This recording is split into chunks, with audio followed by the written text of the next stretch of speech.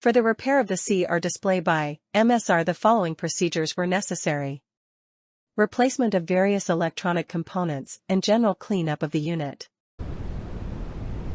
For testing we use 24-volt DC power supply. We connect the CR system to the supply and observe that the unit reacts.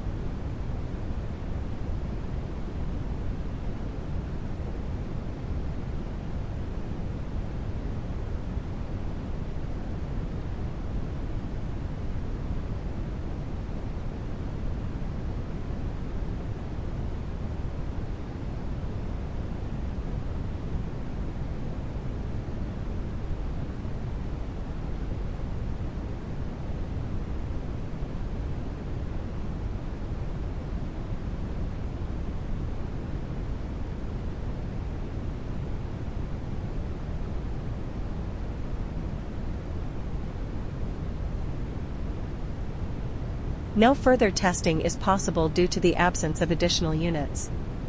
It is now clear that the CR display by MSR is working successfully and is ready to be delivered to the client.